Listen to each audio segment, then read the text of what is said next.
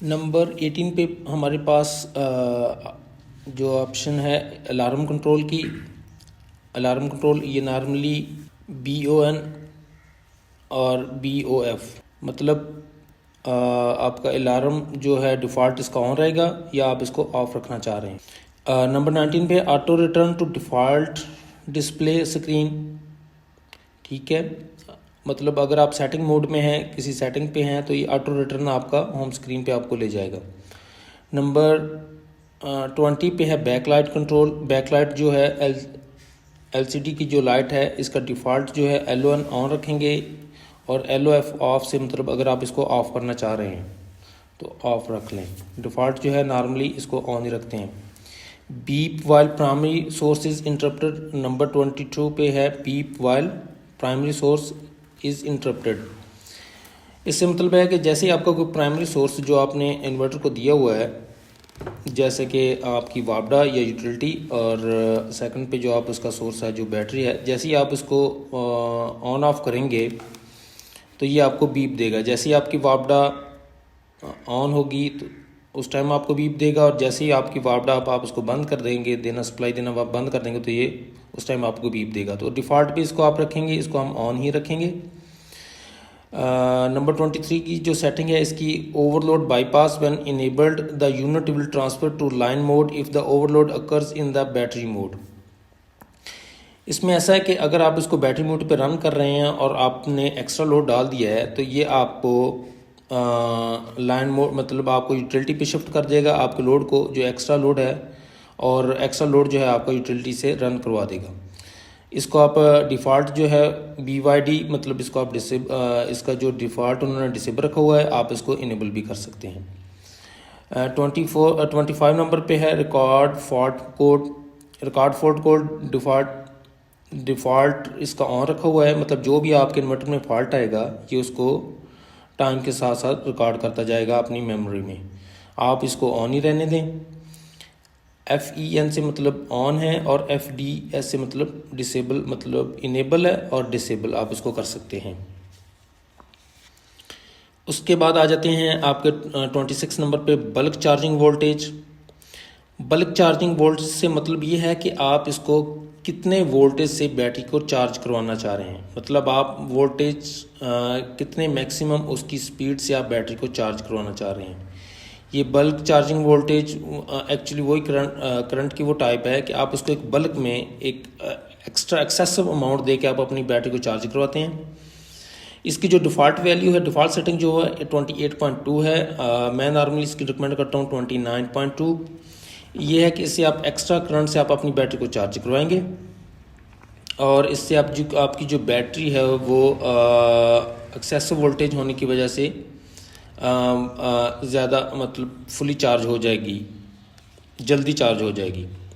उसके बाद है नंबर 27 पे floating charging voltage. Floating charges voltage जो हैं ये नॉर्मली बल्क चार्जिंग वोल्टेज से कम रहते हैं। ये वो आपके वोल्टेज होते हैं जिस पे आप अपनी बैटरी के लेवल को मेंटेन करते हैं, मतलब मेंटेन करना चाह रहे होते हैं कि एटलीस्ट हमारे जो वोल्टेज हैं इस लेवल तक मेंटेन रहें।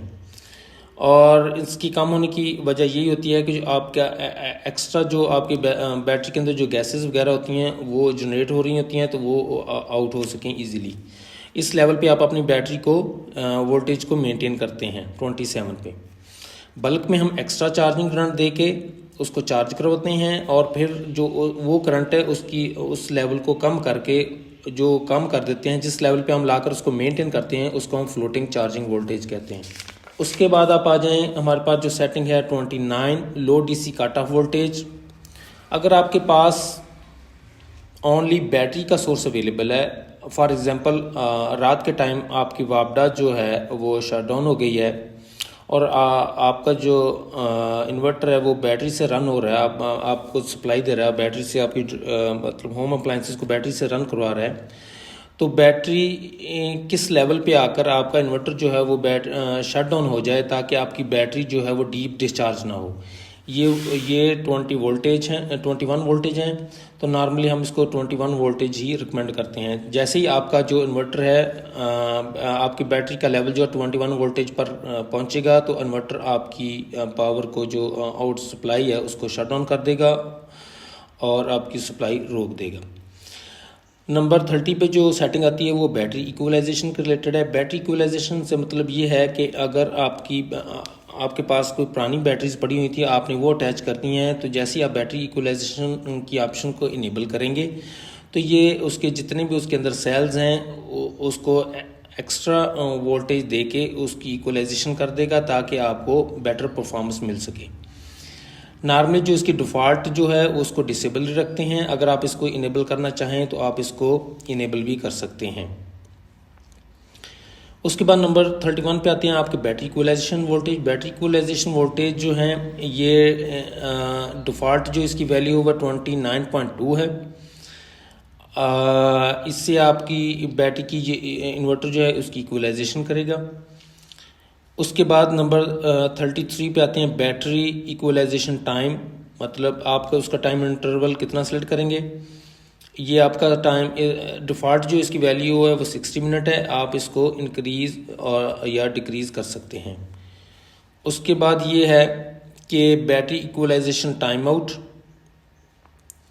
मतलब आपकी जो बैटरी इक्वलाइजेशन है कितने टाइम तक चलती रहे और उसके बाद ख़त्म हो जाए। तो ये नॉर्मली 120 मतलब 120 मिनट हैं, 2 घंटे बनते हैं ये 2 घंटे के अंदर अंदर आपकी इक्वलाइजेशन को ख़त्म कर देगा। उसके बाद है इक्वलाइजेशन इंटरवल, कि आप कितने दिनों के बाद इक्वलाइजेशन को दोबारा जो है वो ऑन करना चाह रहे हैं। मतलब ऑन करना मतलब इसका ये है कि आपका इन्वर्टर जो है कितनी देर बाद आपकी बैटरी की इक्वलाइजेशन करे। तो नॉर्मली इसकी जो डिफ़ॉल्ट वैल्यू है वो 30 डेज़ है, आप इसको कम या ज़्यादा कर सकते हैं। उसके बाद 36 पे आता है इक्वलाइजेशन एक्टिवेटेड इमीडिएटली।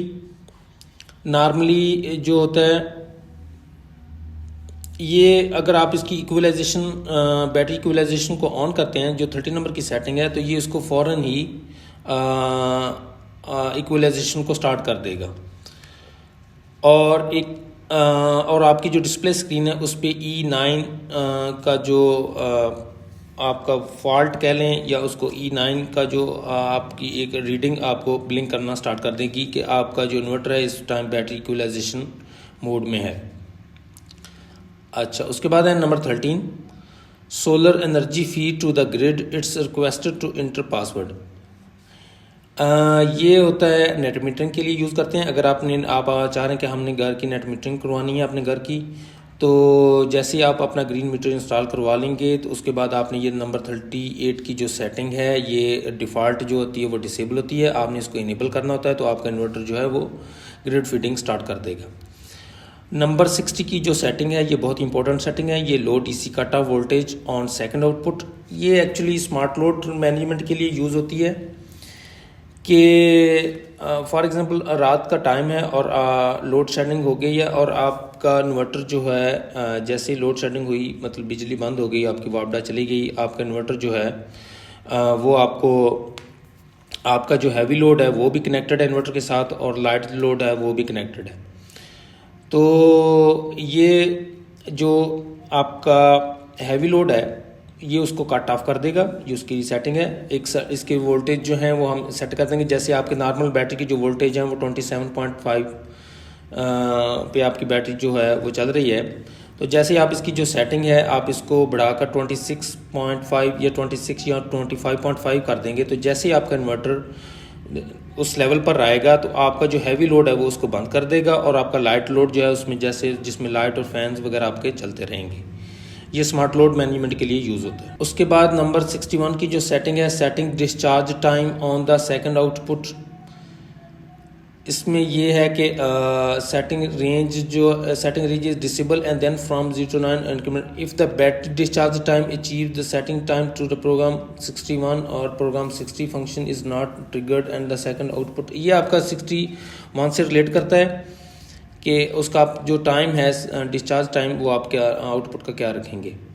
और 63 की सेटिंग भी उसी के रिलेटेड है और 64 की सेटिंग भी उसी के रिलेटेड है। बस इसकी यही सेटिंग थी।